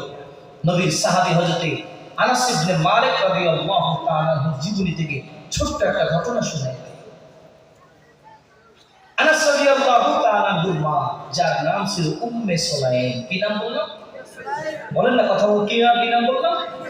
উম্মে সুলাইম, নবীজির খালাম্মা হওয়ার সম্পর্কে। তো রাহমাতুল্লিল আলামিন একদিন জিজ্ঞেস করলেন, উম্মে সুলাইম, তোমার কলিজার টুকরা সন্তান আমি রাসূলুল্লাহর কাছে খেদমতে আছে, সুবহানাল্লাহ। কোনদিন তুমি আমার কাছে বলোনি যে আমার সন্তানটা আপনার কাছে খেদমতে আছে, আমাকে কিছু দান করেন, আমাকে কিছু আমার সন্তানের খেদমতে কিছুটা বিনিময় দান করেন? কোনদিন সন্তানের জন্য আমি রাসূলুল্লাহর কাছে বলতে না। রে উম্মে সুলাইম, আমি রাসূলুল্লাহ বলছি তোমার সন্তানের জন্য আমার কাছে যদি কোনো কিছু চাওয়ার থাকে চেয়ে নাও, বলতে পারো। কি দরকার বলতে পারো। 2 চোখের পানি ছেড়ে দিয়ে বললেন, ইয়া রাসূলুল্লাহ, কি চাইবো আমি আপনার কাছে? আমার কলিজার টুকরা সন্তান আনাসের মতো সন্তান যে আপনি রাসূলুল্লাহর কাছে খেদমতের সুযোগ পেয়েছে, এর চাইতে বড় কিছু চাওয়ার পাওয়ার আমার আর কিছুই হতে পারে না। যে উপাধি পেয়ে গেছে খাদিমুর রাসূল, রাসূলুল্লাহর খাদেম। সুবহানাল্লাহ। কোন আরো জোরে কোন সুবহানাল্লাহ। ওগো মায়া নবীজি, কি চাইবো আমি আপনার কাছে? আপনি একটু যেহেতু বলেছেন আমার সন্তানের জন্য আমি উম্মে সুলাইম কিছু চাইলে যেন চেয়ে নেই, তাহলে একটু জিনিস আপনি রাসূলুল্লাহর কাছে চাইবো। কি সেই চাওয়া? বলে, নবীজি গো, আপনি আমার সন্তান আনাসের জন্য একটু বরকতের দোয়া করে দেন। কিসের দোয়া? বরকতের দোয়া। আমার সন্তানের জন্য একটু বরকতের দোয়া করে দেন। আমাদের বরকতের দরকার আছে? বলেন না বাবা, দরকার আছে। আধ্যাত্মিক জগতের সম্রাট হযরত ইমাম হাসান বসরি যখন জন্ম নিয়েছেন, আমিরুল মুমিনিন হযরত ওমর ইবনে খাত্তাবের জামানায় তিনি জন্ম নিয়েছেন। তো সন্তান হওয়ার পরেই সন্তানটাকে নিয়ে আমিরুল মুমিনিন হযরত ওমর ইবনে খাত্তাব রাদিয়াল্লাহু তাআলা আনহুর কাছে গিয়ে হাজির হলেন। সুবহানাল্লাহ। জিজ্ঞেস করলেন, তোমার সন্তানকে নিয়ে যাবে ওমরের কাছে আসছে কেন? বলে, আমিরুল মুমিনিন, আমার মন চায় আপনি আমার সন্তানটা সুন্দর একটা নাম রেখে দেন। আর আমার সন্তানটা তার মায়ের দুধ ভিন্ন পৃথিবীতে অন্য কি জিনিস তার জবানে গ্রহণ করবে, আমি সিদ্ধান্ত নিয়েছি আপনার মুখ থেকে একটু লালা দিয়ে আমার সন্তানটার মুখে দিয়ে আমার সন্তানটার জবানটাকে একটু বরকতময় করে দেন। কেন? আপনার সম্পর্কে রাসূলুল্লাহ বলেছেন, লাউ কানা মিন মাদি নাবিয়্যান লাকানা ওমর। আমার পরে যদি পৃথিবীতে কেউ নবী হতো, কেউ তো হবে না, যদি আল্লাহ কাউকে নবুয়তি দিতেন, সেই যোগ্যতা দক্ষতা যার ছিল সেই হলো হযরতে ওমর। অতএব আপনার জবানটার অনেক দাম। আপনি দাবি করেছেন আপনার দাবিকে আল্লাহ রক্ষা করে কোরআনুল কারীমে 21 খান আয়াত আল্লাহ নাযিল করেছেন। চিল্লা বলি আল্লাহু আকবার। আমিরুল মুমিনিন, আপনার জবানটার অনেক দাম, অনেক পাওয়া। সুবহানাল্লাহ বলবেন না? নবীজি আবার খানায় কাবা তাওয়াফ করে সাই করার জন্য সাফা মারওয়ার দিকে রওনা করলেন। পেছন থেকে হযরত ওমর ফারুক রাদিয়াল্লাহু আনহু নবীজির জুব্বা মোবারক টেনে রাসূলুল্লাহ আশ্চর্য হলেন, কি ব্যাপার ওমর? বলি ইয়া রাসূলুল্লাহ, আমার মন চায়। যে কি মন চায়? যে মাকাম ইব্রাহিমটাকে সামনে রেখে খানায় কাবার দিকে ফিরে 2 রাকাত নামাজ আদায় করতে আমি ওমরের মন চাই। রাসূল বললেন, নবী কি তুমি না আমি কে? নামাজ পড়া লাগলে তো আমি রাসূলই বলতাম, কথা বল না। নামাজ যদি পড়া লাগতো তো আমিই বলতাম। ওমর ফারুক রাদিয়াল্লাহু তাআলা সাথে নবীজি কথা বলছেন, অমনি হযরতে জিবরিল আলাইহিস সালাম শুভাগমন করেছেন। কেন? হযরতে জিবরিল বলতেছে, ইয়া রাসূলুল্লাহ, আপনার ওমরের কথা আল্লাহ পাকের কাছে এত পছন্দ লেগেছে, ওমরের দাবি হলো সে নামাজ পড়তে চায়, আপনি তাকে বিদায় দিয়েছেন। না না, আল্লাহ পাক ওমরের দাবিকে কবুল করেছেন। ওয়াত্তাখিযু মিন মাকামি ইব্রাহিম মুসাল্লা, আল্লাহ বলেছেন মাকামে ইব্রাহিমে নামাজ আদায় করার জন্য জায়গা বানাও, মুসাল্লা বানাও। মাকামে ইব্রাহিমকে সামনে রেখে খানায়ে কাবাকে সামনে রেখে নামাজ আদায় করো। আল্লাহ ওমরের দাবি কবুল করেছেন তার একার জন্য না, কিয়ামত পর্যন্ত যারা এই মক্কাতুল মুকাররমায় খানায়ে কাবা তাওয়াফ করার জন্য আসবে, সাফা মারওয়ায় যাওয়ার আগে আল্লাহ পাক সবার জন্য 2 রাকাত নামাজ পড়ার তরিকা বাতলে দিয়েছেন। এই হলো হযরত ওমরের জবাব। প্রিয় সুধী, নবী যখন ইন্তেকাল করলেন, ওমর রাদিয়াল্লাহু তাআলা তার যখন শাসনামল চলছে, হঠাৎ করে মদিনায় ভূমিকম্প শুরু হয়েছে। কি শুরু হয়েছে? কথা বলে, কি শুরু হয়েছে? গত মাসে দেখেন না, টের পারলেন? দুপুর 11টার দিকে মাত্র 2-3 সেকেন্ডে দুনিয়া কাঁপাই দিয়েছে। কথা বলে ঠিক?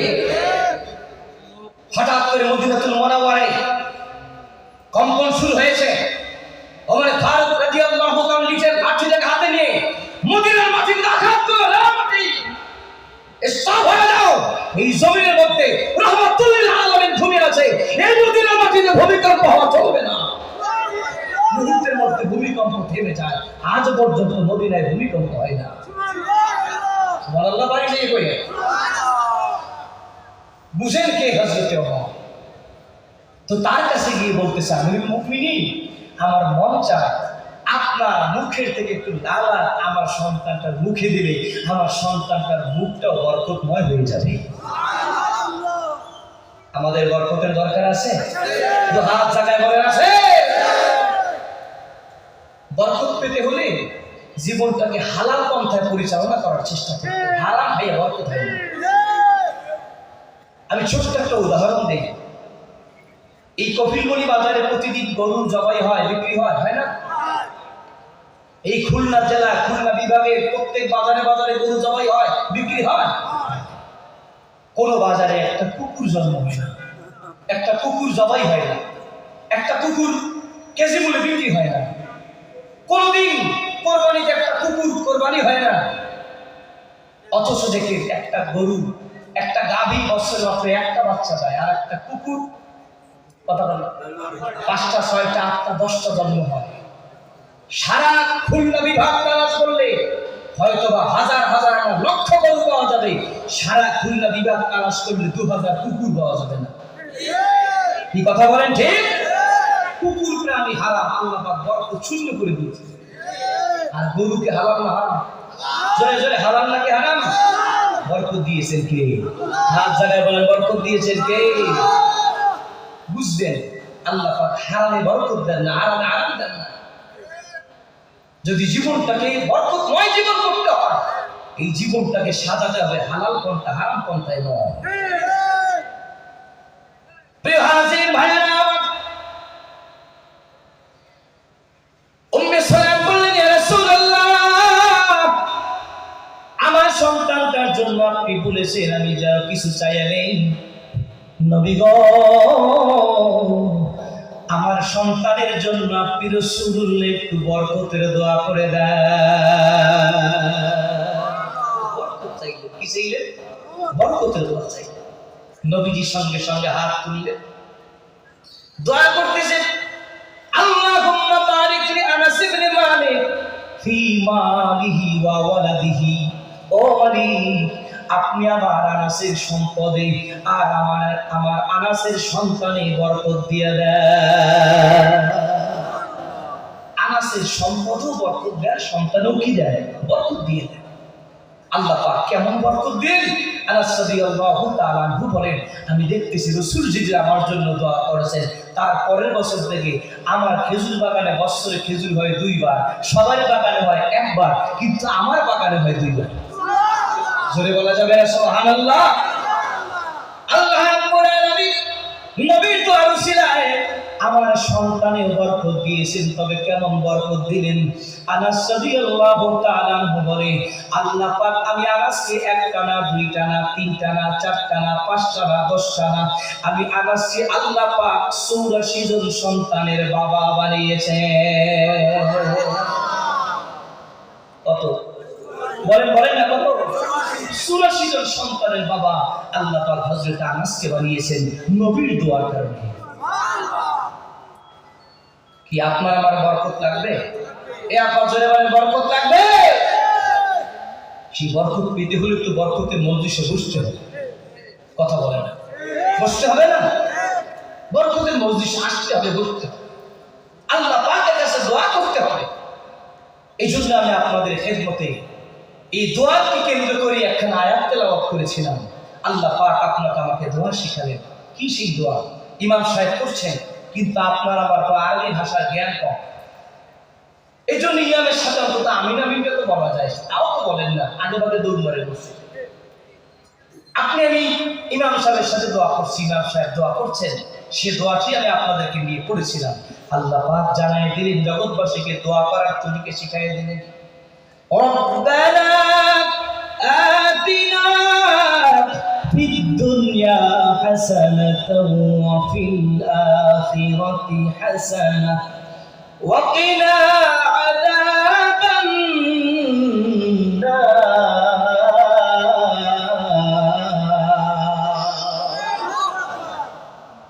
ও পরওয়ারদিগার, আপনি আমাদেরকে দুনিয়ার কল্যাণ দান করেন, পরকালের কল্যাণ দান করেন।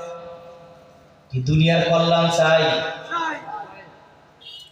ক্ষুধা লাগছে বেশি, ভাত আগে খাওয়াইয়ে পরে ওয়াজ করলে ভালো হয় না? একটু জোরে সোরে বলেন, দুনিয়ার কল্যাণ চাই। আরো জোরে বলেন, চাই। নবীজি বলেছেন, দুনিয়ার যত কল্যাণ আছে, যত সম্পদ আছে, যত কল্যাণ আছে, যত সফলতা আছে, যত কল্যাণ এই দুনিয়ার মানুষের জন্য রয়েছে, এই দুনিয়া হাসানা ফিদ দুনিয়া হাসানার ব্যাখ্যা লিখতে যায় দুনিয়ার অধিকাংশ মুফাসসিরিন কেরাম যেই ব্যাখ্যাটা করেছেন তা হলো ফিদ দুনিয়া হাসানা আই ফিদ দুনিয়া মুহসিনা। এই দুনিয়াতে আল্লাহ পাকের পক্ষ থেকে যেই ব্যক্তি সবচাইতে সফলতা অর্জন করেছে, বেশি বরকত পেয়েছে, বেশি কল্যাণ পেয়েছে, এই কল্যাণ প্রাপ্ত ব্যক্তি হলো যে একজন দিনদার নেককার আল্লাহওয়ালা স্ত্রী পেয়েছে। কি দিনদারি না সুন্দরী? কথা বলেন, বলেন দিনদারি না সুন্দরী? যে দিনদারি নারী আছে সে দুনিয়ার মধ্যে সবচাইতে সুখের মানুষ। মুফাসসিরিন কেরাম বলেছেন, রব্বানা আতিনা ফিদ দুনিয়া হাসানা আই ফিদ দুনিয়া মুহসিনা। নবী আমার বলেছেন, আদ-দুনিয়া কুল্লুহা মাতাউন ওয়া খায়রু মাতা'আদ দুনিয়া আল-মারআতুস সালিহা। দুনিয়াতে যত সম্পদ আছে, একজন মুমিনের জন্য সবচেয়ে দামি সম্পদ হলো একজন দিনদার নেককার আল্লাহওয়ালা স্ত্রী। সুবহানাল্লাহ। যারা বিবাহ শাদী করেন না হাত জাগান, যারা অবিবাহিত আছেন হাত জাগান, জাগান জাগান, সমস্যা লজ্জা কি জাগান। মাশাআল্লাহ। এই 3 মিনিট ওয়াজ করব শুধু অবিবাহিতদের জন্য। যারা বিবাহ শাদী করেন নাই আমার ফতোয়া শুনতে হবে না। মদিনা টাওয়ার থেকে রাসূলুল্লাহ আপনাদেরকে ফতোয়া দিয়ে গিয়েছেন, পরামর্শ দিয়ে গিয়েছেন। একটু গভীর মনোযোগ লাগাও রে যুবক। খালি ফেসবুকে সেটিং করতে করতে মাথা নষ্ট করে ফেলেছো। তুমি সেটিং এর মধ্যে যাই দেখতেছো বিশ্ব সুন্দরী, কাছে যায় দেখতেছো আলকাতরা সুন্দরী। কথা বলেন না কেন? না না না, তুমি দুনিয়ার রং তামাশা, দুনিয়ার সৌন্দর্যের পাগল হইও না। রাসূলুল্লাহ তোমাকে আমাকে মেসেজ দিলেন, মদিনা টাওয়ার থেকে মেসেজ দিলেন, তুনকাহুল মারআতুল আরবাঈন লিমালিহা ওয়া লিজামালিহা ওয়া লিহাসাবিহা ওয়া লিদীনিহা ফাজফার বিযাতিদ্দীন। চিল্লায়ে বলি আল্লাহু আকবার। যারা অবিবাহিত আছেন, যারা সন্তানকে বিবাহ করান নাই, যারা নাতিকে বিবাহ করান নাই, একটু কানটাকে সজাগ করে দেন। পর্দার আড়ালে মা বোনরা যারা আছেন, একটু বনের কানটা লাগাই দেন। আপনাকে কেমন হওয়া দরকার? হাদিসের মধ্যে আপনি নিজের নিজে শিক্ষা, নিজের জ্ঞান নিজে অর্জন করে নেবেন, উপলব্ধির ভিতরে একটা আঘাত করে নেন আপনি কোন পর্যায়ে আছেন। নবী আবার বলেছেন, তুলকাহুল মারআতুলি আরবাইন, একজন নারীর 4টা গুণের যে কোনো একটা দেখে বিবাহ করো। 1 নাম্বার লিমালিহা, তার সম্পদ আছে, আর কিছু নাই, সৌন্দর্য তত বেশি নাই, বংশ তত বড় না, দিনদারিটা তত ভালো না, কিন্তু সম্পদের অভাব নাই। তুমি সম্পদ দেখে নারীটাকে পছন্দ করেছো, হয় না? হয় না? কথা বল, হয় কি হয় না? ওয়ালি জামালিহা, আর একটা হলো সম্পদ কম কিন্তু সৌন্দর্য চমৎকার, বংশ তত উঁচু না, দিনদারিটাই তত ভালো না, তুমি তাকে বিবাহ করতে পারো।